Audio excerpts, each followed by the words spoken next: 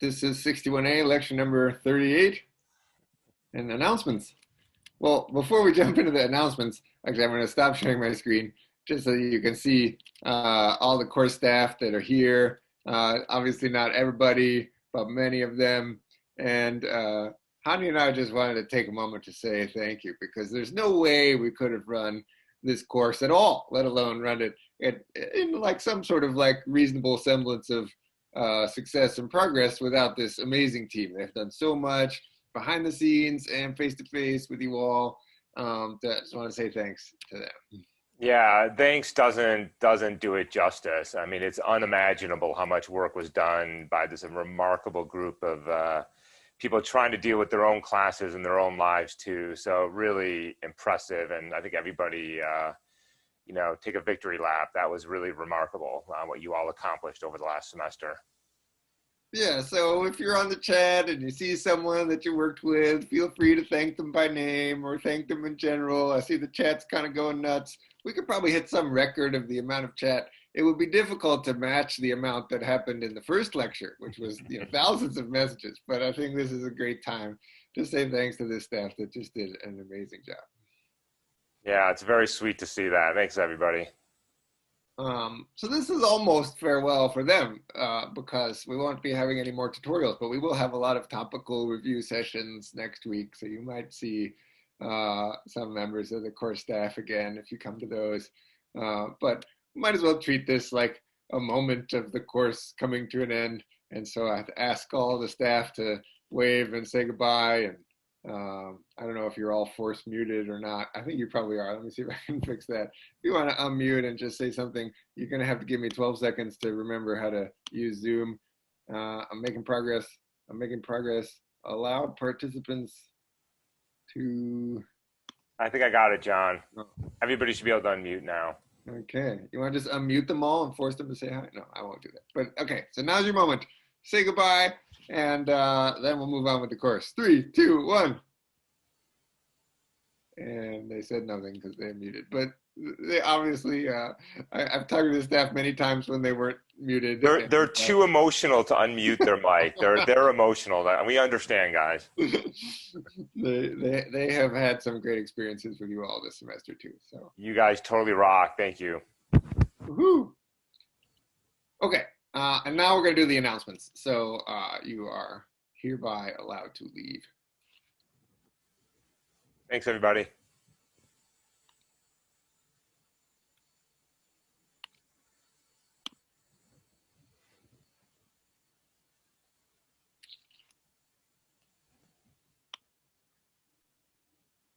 Oh, that was so nice. So the announcements are that there is a final exam in this course on a week from Thursday. I said this in a previous video, so I'll just be really quick here. The format's like midterm 2. If you look at the spring exam, there were these questions about describing what a function does, but we decided they were too complicated and hard. So you won't see any of those. You'll see some reverse environment diagrams, and you'll see some fill in the blank code completion questions. Those are the bunch you should practice. If you don't take the final, you could still pass if you have enough points. Textbook content, lecture contents, everything that's not optional. The proctoring will likely be the same as before, but we think we might be able to make it even simpler for you. So we're working on the details. We'll send those out over email. You can use scratch paper. Notes need to be in a Google Doc if they're electronic, but I recommend paper. And you can use the same resources as before. So 61a.org, Piazza, etc., but not the rest of the internet, and certainly not anybody else, including your friends in the class, people who took it before. You got to take the exam yourself. This time won't work for everyone, so please request an alternate time. If the exam would start at an unreasonable hour, like 8 p.m. to 6 a.m., if it starts at an hour that doesn't fall in this range and you think it's unreasonable, you're certainly welcome to request an alternate time. This is the guidelines that we're going to follow, but we are happy to look at individual cases. If you have 3 finals on the same day, I think that's unreasonable, and so we can work with you there, or if you have another final at exactly the same time. Ants composition revisions due Sunday. There are review sessions next week, multiple run by the staff, by student groups, HKN and CSM. They're all posted on Piazza. Go check some of those out. And finally, homework 10 will be released today, and it's due next Friday. It's probably the hardest homework in the whole course because you have to do 3 different things. You have to fill out the online survey for the course to tell us what you thought. You have to fill out the online survey run by campus that helps them track whether Hani and I actually showed up and that kind of thing. And you have to vote for your favorite entries to the Scheme Recursive Art contest. If you do all those 3 things, then you get credit for homework 10. And to sweeten the deal, we've decided that if 1,400 students all complete homework 10, then everyone who does it's going to get an extra credit point. So ask your friends to go ahead and finish the survey as well. The online survey doesn't take that long. It's a bunch of optional questions. So if you want to give us tons of feedback, I would love it. If you want to just tell us your general sense of how things went and spend 3 minutes on it, that's fine too. It's up to you, but we would really love you to fill it out. And that last part about voting on the Scheme Recursive Art contest really could take hours because we have some incredible entries to the Scheme Recursive Art contest this semester. They're so good, I think we should just go through them. Is that right, Hani? Yeah, definitely. We should just look at them all. Okay, this will be posted to the course website. The way you win the Scheme Recursive Art contest is you have the most people vote for you. It's a blatant popularity contest. But I hope that when you vote for the ones that have really captured the essence of this course, this semester, through Scheme Recursive Art. Don't just vote for your friends. And let's see what people offered. Also, I would say that winning the contest really doesn't matter at all. What really matters is this collection, this gallery that we've put together of everybody's entries. And as you can see, there's a whole lot of them. This is just the featherweight division. Featherweight division is entries that have fewer than, I think, 256 tokens. Maybe it's 512. I'll check in a second. So here's the first entry, random order. Look at this. It's 512 tokens is what you get to enter the featherweight. In only 509 tokens of Scheme, they wrote the 500 million rays, which is a sphere reflecting other spheres with shadows. I don't know if I've ever seen shadows like that in an entry before. Very cool. And the description was length filter lambda word equals word egg text.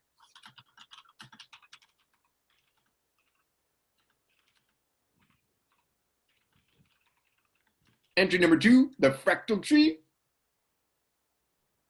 No haiku. Awesome. I love that. There's Butterbrat probability distribution. The points that escape from the Mandelbrot fractal give us Butterbrat, which is a mathematical formulation that has reflections, or that's part of the set, I guess. The blank-minded stare. I don't know. 117 tokens. The Trexagon, look at this. The fusion of triangles and hexagons. I don't know if there are any hexagons in this picture. Maybe it's all just triangles. 505 tokens, very nice. Imposter among a swirl of stars. Here's some character from some game. I don't know what game that is. I do know. I've seen Among Us. I actually have no idea how to play, but it's pretty cool. Here drifts imposter among solitary stars, all alone once more. Very nice. Oh, here's a bigger one. I was scanning in medbay. My heart thumps as I spew evidence, but no use. Self-report, they say. This is the only time I want to be voted. Oh, nice. Why are we in space? I want to be at the ship. I miss my mommy. You know, poetry is really a wonderful thing. The hailstone flower of 27 up to 80. Look at this detail. It's so cool what you can do if you write some recursive code. Up and down it goes, each layer, the magnitude, how high will it fly? Here's a side note describing what's going on. Time enough. Look at this. Dare I sigh relief? How gentle the implosion till the bubble pops. The old king of Christmas. We tell our kids about Santa, but forget it is the Messiah, the lion roaring in Judah. The nebula. Computer science, where some stars thrive but most die. Daddy De Niro. Okay, that's kind of ominous, but all right. Pseudo-random heart generator. A random heart explosion, erratic like a human heart. Indeed. Define spiral turtle recursion, special sauce spiral turtle recursion. Nice. That's a nice spiral. Oh, that's what I said. You've there. Shame if something were to happen to it. Also ominous. Also ominous. Red. Red Drake. And 19 tokens. Very concise. I like that. 11:58 submission. Lazy work. Repetitive calls. Clock ticking. Help me. Breakout rooms be like discuss. Red. I saw blue kill body and electrical. Everyone red sus. You're welcome. Up, down, left, right, PA. The Konami code. Try pressing the keys right now. Darkness awaits ye. Creeper. Oh man. Okay. My neighbor Piglet is so cute. Once dreamt I rode a piglet to school, and most excitedly I found a parking space. Okay, now, if your code has more than 512 tokens, then you are entered into the heavyweight division. You get to vote for something in the featherweight and something in the heavyweight. Look at this. Beachy scene. It is very cold. I wish I was at the beach, not studying. Oof. With the waves. Very nice. Sus. I was in navigation, but John seems kind of sus, says Honey. Oh. The Lightning Boy. A whole speedy boy. When will the movie come out? I want to watch it. Sounds good.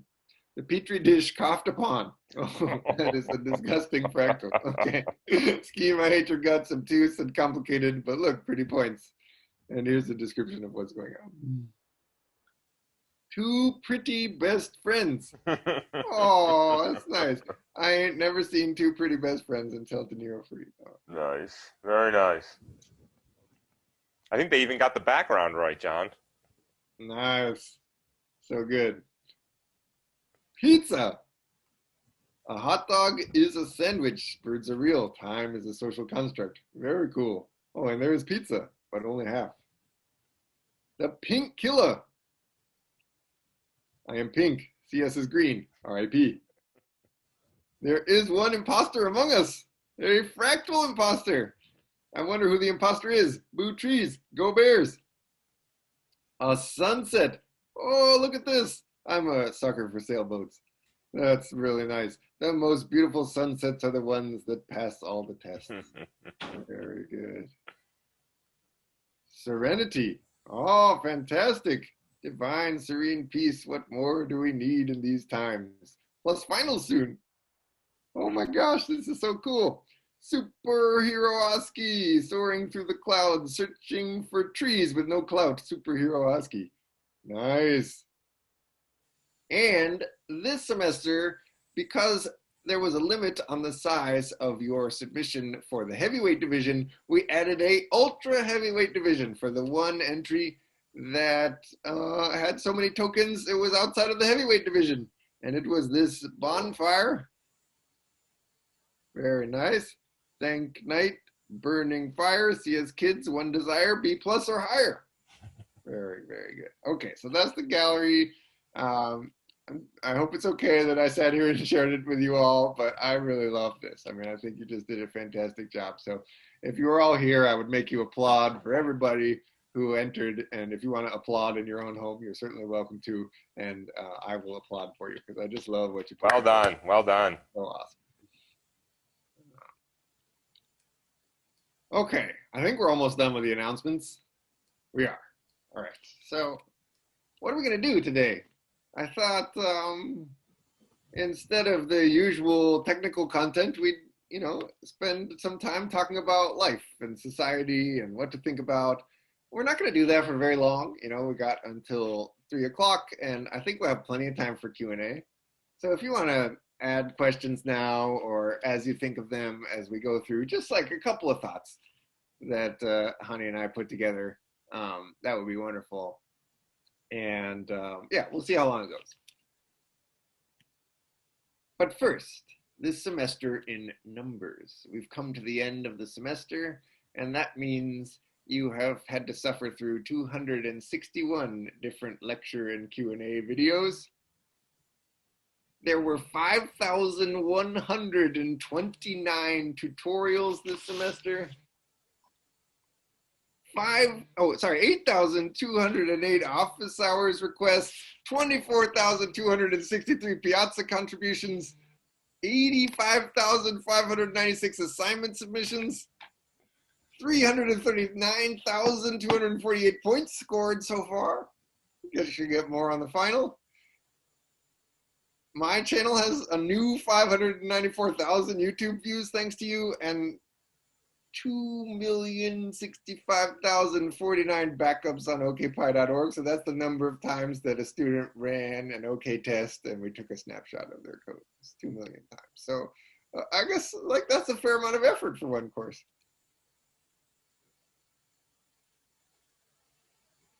Okay, so yeah, I don't know, how will this go? I think maybe I'll say a little bit and you can chime in, Nadi, as you see fit. People study computer science a lot these days. Like, it's a very popular topic here at Berkeley. And why is that? Well, some people do it for the impact it could have on the world. Some people do it because they love the subject. Some people do it because there are good jobs available. There's a lot of demand for this knowledge. Actually, the impact and the demand for and the high-paying jobs, they're really two sides of the same coin. The reason that there's high salaries in computer science is that the act of building software can affect a lot of people. It can make a big difference in people's lives. So, technology is changing the world, and someone's got to pay attention to the impact. Is it good? Is the way in which software is shaping society, making it better? Are there ways in which it's making it worse, and can we somehow adjust for that, or control it, or make it better, or eliminate that? Who's going to do that, I guess, is a great question. And it's my strong opinion, having lived in the world for a while. I worked at Google for a while. I've been here at Berkeley and talked to a lot of students. I have a lot of friends doing big software engineering projects. That the only people who are really in a good position of thinking about the social implications of the software that gets built are the people that are building it. That you can't expect somebody else to work out the policy or the protocol or whatever, because you have to understand the software in order to think about its impact on the world and then decide what should get built, how should it get built, what should it do, and maybe what shouldn't get built. So I would encourage you, don't get the impression that computer science is all about solving recursion problems. A big part of it is about thinking about what are the implications of software that can get built in the world. And if you don't think about it, it's not like somebody else is going to solve this problem for you. Yeah, let me add a few thoughts here, John, because I think this is important. That I think for a long time we thought, as technologists, our job is to develop code, and it's somebody else's job, the lawyers, the politicians, to think about the regulatory regime and the ethics and the morals of that. And I think what we've learned over the last 20 years is that's just not true. I was just before this class talking to a friend of mine who's a lawyer, and she said, for decades, the lawyers thought the computer scientists would solve the problems, and the computer scientists thought the lawyers would solve the problem. And it turns out nobody was solving the problems. But I think John is also right that lawyers, they can help us think about the framework for this problem, but they don't understand the technology the way we do. And if you don't understand the technology, you don't have the mechanism to think about the implications of what you're building and how we deal with it. And how do we deal with bias in AI? How do we deal with self-driving cars? How do we deal with robots in the military? And, for a long time, we didn't have to think about those things, but that time is over. Technology has completely infiltrated our lives, and we have to keep thinking about this. So when you go, and I encourage you to take a history course and a philosophy course and an ethics course, think about these things together. Don't compartmentalize them, and don't always just ask, can we build this? You should ask, should we build it? It's a really important question. And by the way, I don't know that anybody has the answers, but just keep asking the questions. I'll feel really good if we're just asking the questions over and over again. Yeah, I mean, it's the technical problems and the social problems are one and the same. I mean, I picked an example, which is to talk about privacy, because I do feel like the technical problems and the social problems are so closely intertwined that I really hope that the folks who are working on the technology also dive deep into the implications for privacy. I mean, the change that technology has had on the world is dramatic here. I picked this quote, but you don't need a quote to know that the way in which social networks and other technologies have become pervasive in our lives has changed the way that people share. But this was back in 2010, a decade ago. Mark Zuckerberg said, people have really gotten comfortable not only sharing more information in different kinds, but more openly and with more people. That social norm is just something that has evolved over time. Well, it didn't evolve kind of organically. It evolved very rapidly because of the technology that Mark Zuckerberg and his team at Facebook built. He's the founder and CEO of Facebook. And, he's had a lot of tough press recently. I'm not going to sit here and just pick on Mark Zuckerberg. I guess Congress is doing that for me, so I don't have to. And, he's done some nice things. Like at one point, he said he was going to give away 99% of his wealth to charity. That's pretty nice. It's not, he could still live a preposterously opulent lifestyle on the other 1%, but still, it's pretty good. So I bring this point up just to say, like, wow, things can change so fast due to adding technology to society, where society, was pretty stable for a long time. 200 years ago, the world, like when someone was born, wasn't that different from the world when they died. And now that's not true at all. Now, like, technology changes the way we interact so quickly. Another thing I want to, go ahead. No, go ahead, John. Yeah, another thing I want to bring up, 8 years later, Tim Cook, the CEO of Apple, gave a speech to a bunch of leaders and regulators in Europe.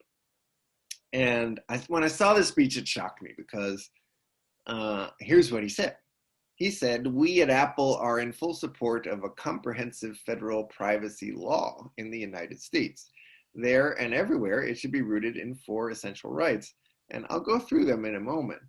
But what struck me is that this is a person that runs a corporation that would be massively impacted by any kind of federal privacy law. Maybe not as much as competitors like Google and Facebook, but still, like, massively impacted. And, complying with any new law is going to cost them a lot of money. And yet, he is asking for it. Like, it's the technology company itself that's saying, look, first, people should have a right to have personal data minimized. Companies should challenge themselves to de-identify customer data and not just to collect it in the first place, which I think was the practice for a long time, is just, collect everything because you might need it later. Second, the right to knowledge. Users should always know what data is being collected and what is being collected for. This is the only way to empower users to decide what collection is legitimate and what isn't. Anything else is a sham, says Tim Cook. And, this is a big change. Right now, I think a lot of data is collected without knowing exactly what it's being collected for. And if you think of a new use for personal data, it's not like you start collecting from scratch. A lot of tech companies just use the data they have. And, this would claim that it should be another way. Third, the right to access. Companies should recognize the data belongs to users, and we should all make it easy for users to get a copy of, correct, and delete their personal data, so they're in control. And fourth, the right to security. Security is foundational to trust and all other privacy rights. And, this is important because if some company is collecting personal data and they accidentally leak it, then now everybody has collected it, which might not be what the users intended. You can imagine lots of reasons why Tim Cook stood up in front of a bunch of regulators and said, I want this law and I want it to be restrictive in the following ways. but maybe it's just good branding or whatever. But I think what's really going on here is that Apple and other companies have realized they need to be part of the process of figuring out how all this technology will be regulated. Because if a bunch of people who don't understand the technology figure out how it's going to be regulated, they might come up with something that's impossible to comply with or incoherent. So, understanding the technology first and then figuring out how to shape it really seems like the only path forward. Yeah. This is a great example because it also illustrates the complexities and the subtleties here. So for example, right now in the EU, there is a regulation that is being considered that would try to strengthen privacy laws, which I think most of us would sit back and say, sure, we want to have privacy. But there's been collateral damage in that law, which says that technology that is being used to protect children from sexual violence can no longer be used. So there's this tension between privacy and security. So for example, you want privacy, I want privacy, but that means the bad guys get privacy. People who are trafficking young children, terrorists and domestic terrorism, people who are distributing illegal drugs and illegal weapons, people who are trading people online. So we want to be able to make sure that there's not harm there. So it's easy to look at the world through a privacy angle and say, okay, let's have absolute privacy, but then all of a sudden you have these big problems. And so the world and the technology has gotten very complicated, and there are unintended consequences when you look at these different sort of issues one at a time. And so you have to start looking at them in their full complexity. Yeah. And so the one thing I'd love to leave you all with is the idea that you don't just like decide, oh, I'm going to become a software engineer for life, or, oh, I'm going to become a regulator for life.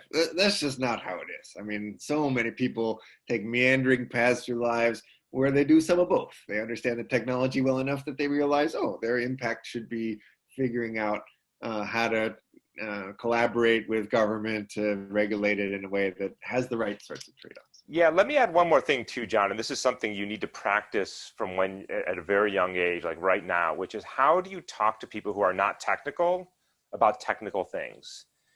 There's always this language barrier between us computer scientists and our regulators and our lawyers. And it's really good to get in the habit of thinking about how do you take these, in some cases, very complex things and explain them in honest and clear ways so that people can understand them and process them and then reason about them properly.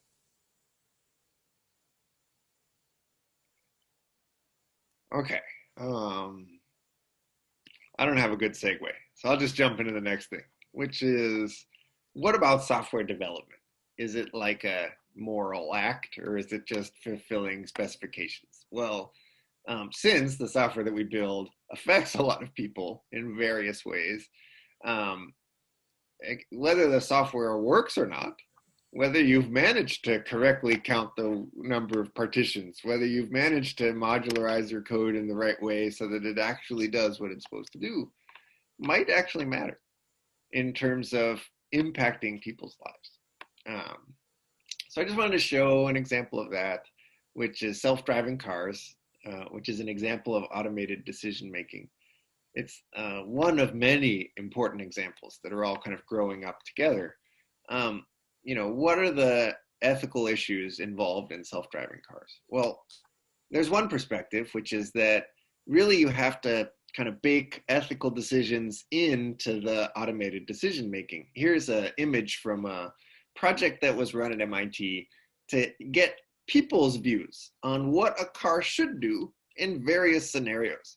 Where in this scenario it was like, there's people all over the crosswalk and you can't stop. Should you run over the people you're already heading toward, or should you swerve and run over these other people? This is classically a version of what's called the trolley problem in philosophy, if you go learn about it in a philosophy class. And they asked people from all over the world, which one should you do? And people from different cultures kind of had different opinions. And, they had a lot of variance of like how many people are over on this side of the crosswalk, etc. I don't think that these scenarios are going to come up very often. I just don't think that this is the core ethical concern of something like self-driving cars. What I do think is the core ethical concern is, does the system work correctly? Self-driving car doesn't look like this. It looks like this. and it's got all these different sensor arrays. It's like a really complicated mixture of hardware and software, and the software is integrating signals from lots of different sensors and has all these different actuators like turning and braking and notifying the passengers and stuff like that. This image is from a report about an incident in 2018 when a self-driving car that was operated by Uber in kind of a test deployment in Arizona struck and killed a pedestrian. And it was the first case in which a pedestrian was killed by a self-driving car. It was not the first case in history that somebody was killed by software, but in this application, it was the first case. And so they did kind of a deep dive study on it to figure out what went wrong. And what went wrong wasn't a trolley problem kind of thing. What went wrong was that there were issues with the software that stemmed from design and also from questionable decision making. So I'll just tell you a little bit about the story. The person that was struck was pushing a bicycle, and there was a subroutine in the code that was meant to distinguish what kinds of objects were out there. So like somebody was crossing the road, pushing a bicycle, and there was a classifier that tried to figure out, is this a person walking? Is this a bicycle moving? Is this something else? But you know, the sensors made it very clear that there was some object in front of the car that was moving into the road, but actually it was difficult for the classifier to figure out which one it was. Was it a bicycle or was it a person walking? And an error, I would describe it as an error in the code, was as follows. In the 5 seconds before the car struck the pedestrian, it shifted its guess about what this thing was, this object that was moving into the road, several times, because it's making this decision over and over again, every few dozen milliseconds or whatever.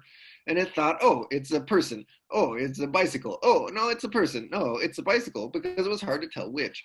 Well, the flaw was that there was a separate program for guessing how people move and how bicycles move.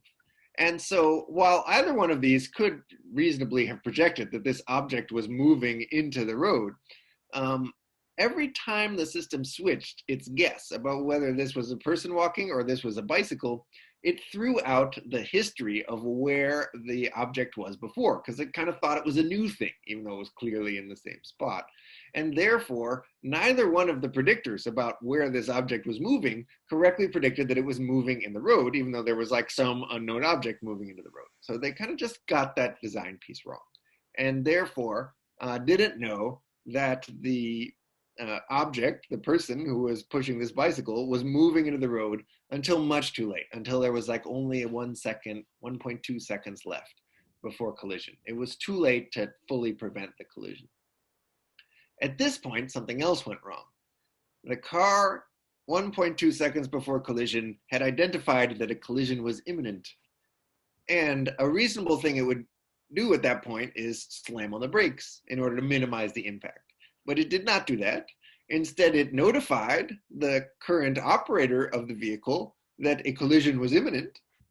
And it spent 1 second out of the 1.2 seconds to do that. And then it started braking a little bit.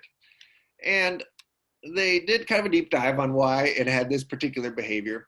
And it turned out that in earlier versions of the software, or like earlier practice runs, when someone was watching this car drive around, it would occasionally misdetect that something was in the road when really nothing was there. And it would slam on the brakes.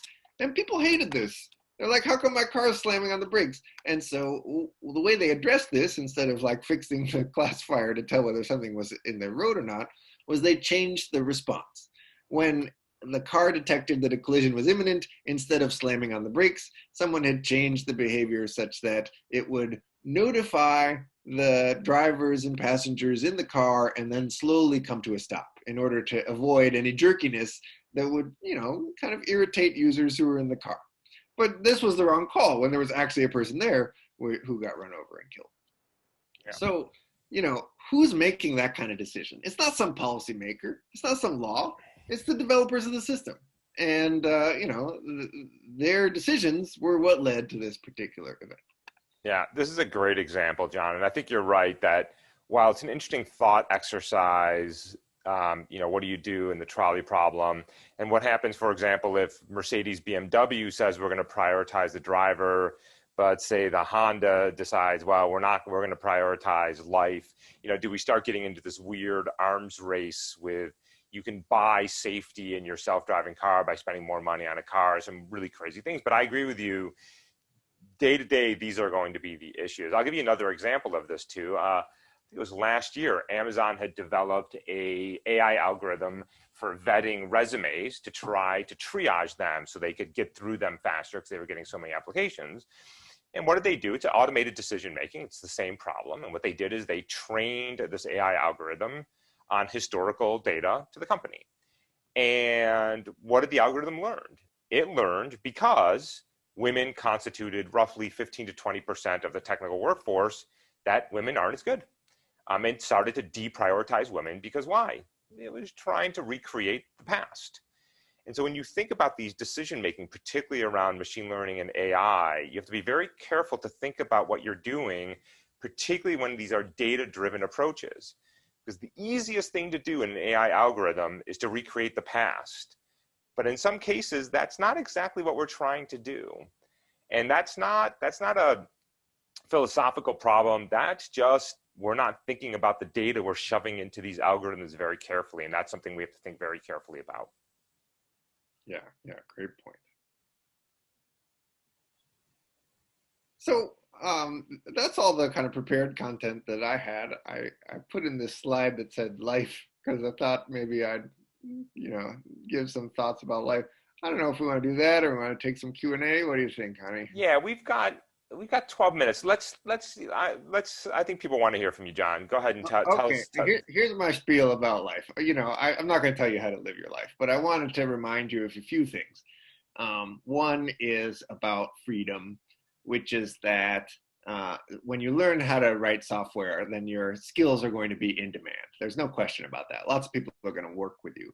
In fact, there's so many different problems to solve that we can't solve them all with the people that we've trained to do this kind of thing. So that means that what you decide to work on actually influences what gets built in the world. And what you decide to work on will also influence your own experience. I think, like, I've known a lot of people now who in the tech industry, and the ones who make the most money are not the ones that seem most fulfilled or most happy to me. The ones that seem like they're very comfortable and with their life usually have found something that they're good at and something that they enjoy, and it also happens to be something that matters to the world in some way. If you find that combination, then great.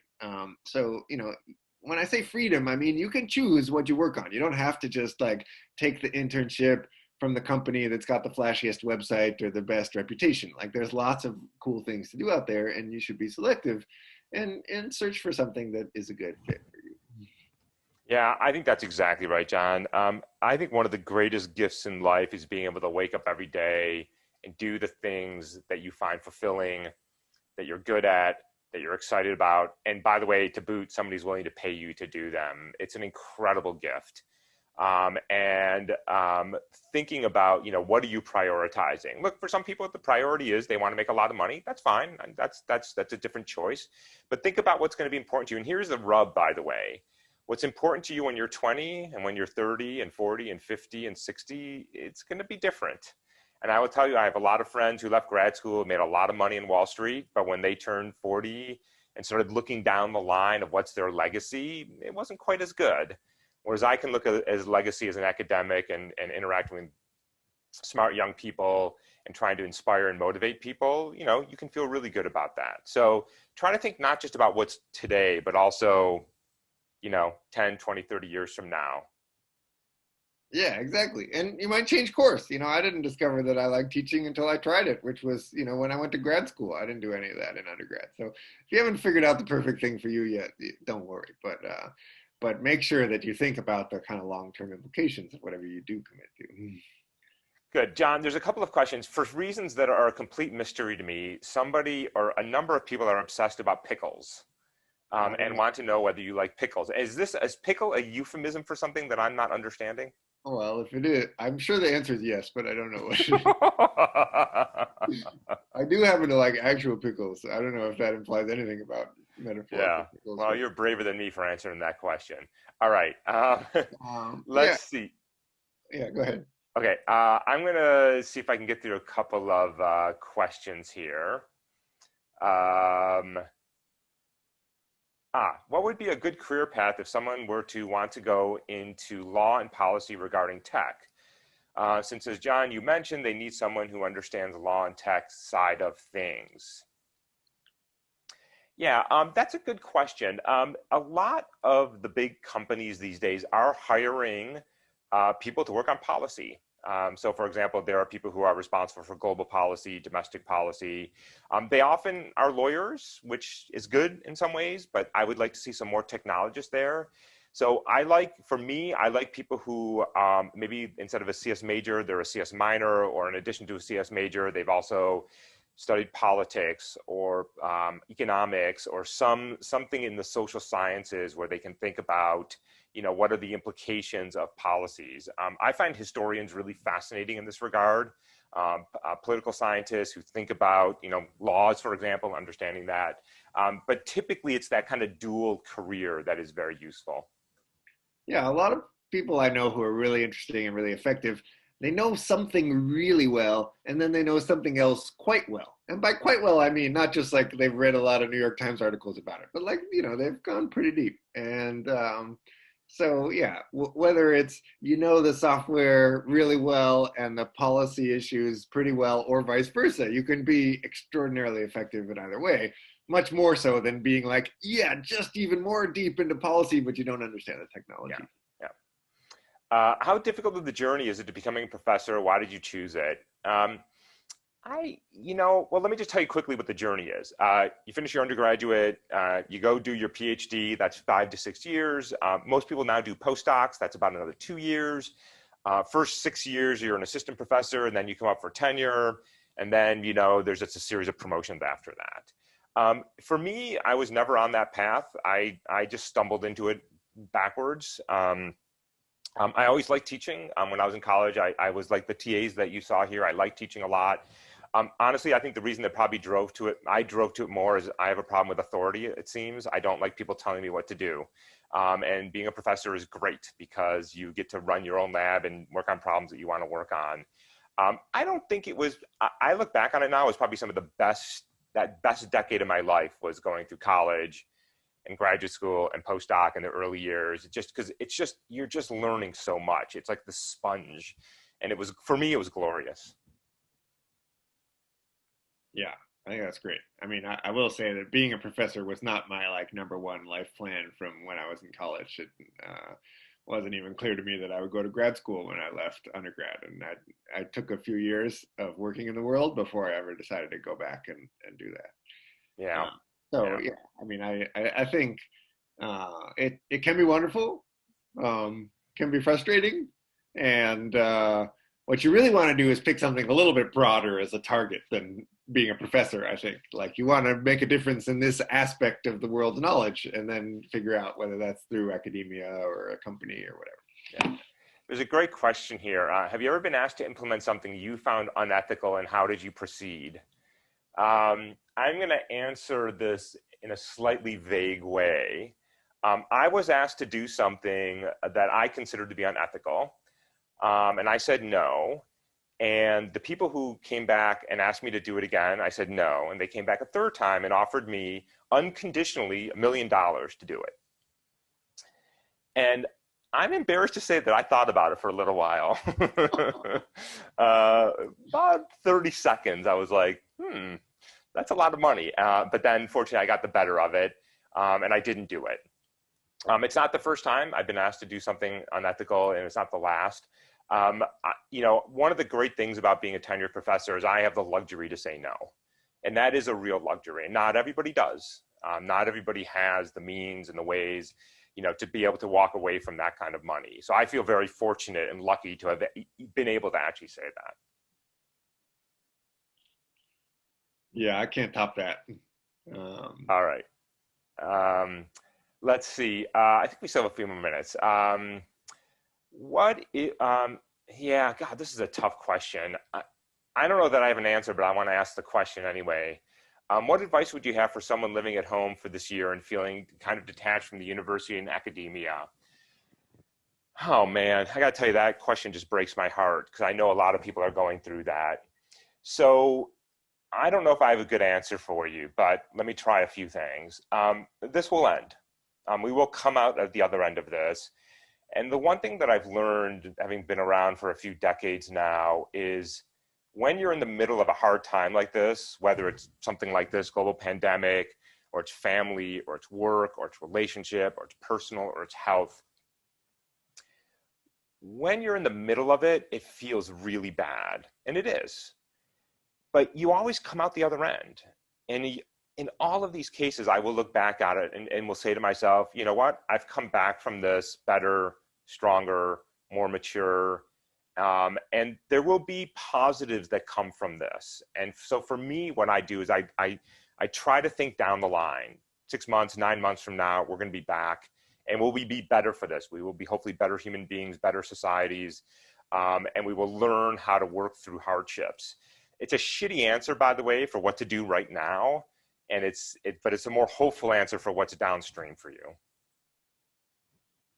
Yeah, I like that. I mean, I wish I could say that everything was fine, but it's obviously been compromised a lot in many ways. But hopefully the future is bright. And so you got to just, you know, do the best with what you got, right? Like, if you don't, if you can't be directly connected with academia, but you can find something to learn that excites you, you know, focus a little bit more on that. And the shift will come when everyone's back on campus. Can we still keep in touch with you both? Your guidance is amazing. The answer is absolutely yes. I am in touch with students that I taught 20 years ago, and it's really one of the great joys for me of being a faculty is not just teaching young people, but watching them go through, you know, their 20s and their 30s and pretty soon their 40s. I think it's terrific. I'm in touch with a lot of students. I can't speak for John, obviously, but I'm willing to bet all the money in my bank account that the answer is yes to. But yes, please do. Yeah, it really is great to hear from people, and it's important because you know we have to deal with the next group of students, and we want to know kind of what to tell them. So, like, if you go out there in the world and you learn something, and you come back and you tell us, then we can share that, which I think is really a nice part of the Berkeley community. To close the loop here, I've been reassured by Stephanie that pickles is not a euphemism. Oh, okay. So the answer is yes from me then. Well, yeah, we got 2 minutes left. Maybe since I started by talking about the final exam, I'll end with something related, which is a piece of advice that I got when I was getting married. So I was a PhD student at the time. And my mom pulled me aside on my wedding day and said, John, I want to give you some advice. And I was like, oh, great. She's going to like tell me to listen to my wife or whatever. But she didn't. She said only 2 words that have stuck with me for a long time. She said, don't compare. Nice. That's all. And then she was like, okay, you can go back to doing whatever you were doing. And at the time, this was very hard for me to process because I was in a university, which is all about comparing people based on like what their exam score was. And, you know, it turns out that out there in the world, there are no exams that everybody takes that are standardized anymore. All that matters is what you go and get done on your own particular path. And so comparing yourselves to other people becomes meaningless rapidly, as what really matters is what you can do yourself, like what you're capable of and what you bother to do and how you choose to spend your time. But it just like, it took years of this 2 word phrase, don't compare, to marinate inside of me and for me to realize that my self-worth really has nothing to do with what other people can do and whether I can do it better than them or worse than them. And it has everything to do with, you know, what I've done and what I'm going to do next and how I spend my time and better myself. And I should just like focus on improving myself and forget about what everybody else is doing. So you're going to go take a final, and a bunch of other people are going to take this final exam too. But who cares? This course is not graded on a curve. It's just you doing your best work. And so I do hope you prepare. I do hope you get some good sleep and all of that. But at the same time, I don't think you need to worry about the histogram and how your friend's doing. Just help each other out and focus on yourself in the end. That's incredibly beautiful. John, I want to say two things. First of all, I'm going to go talk to my mother because I didn't get nearly such good advice growing up. So I'm going to have a word with her. I want to reemphasize this because this is something that took me a long time in life to understand, not to compare. And there's a trap too that we do, which is that we compare, for example, how big our house is to that one friend and how much money we make to another friend and the kind of clothes we have to this friend and how smart we are to that friend. We pick and choose these things. And that's, first of all, even doing that individually is meaningless, right? But also it's a trap. And this is the problem with social media is you see these, this sort of, these curated worlds of other people. And it's a trap. And one of the great things of getting older, and you will get there, I promise you, is that you will realize it's a trap and it means absolutely nothing. And it really is a very internal thing of what are you doing? Who do you want to be? How do you want to go through this world? How do you want to treat other people? At the end of the day, that and almost nothing else is going to matter. And you got to just sort of trust that it's going to be there. All right. All right. Wow. John, I got to tell you, I don't know what I'm going to do with myself anymore. Now I don't get to see you almost every day. It really is, that is going to be a real loss. So I think I'm just going to call you up every once in a while and ask you to make some announcements. I hope you don't mind. Sounds like a plan. I look forward to that. And I look forward to hearing from the rest of you. I hope you stay in touch. It's really been a pleasure. And yeah, and that's it for 61A. Thanks, everybody. Be well, stay safe. Good days are ahead of us. Good luck on the final. Thanks, John. Thank you. Have a great holiday, everybody.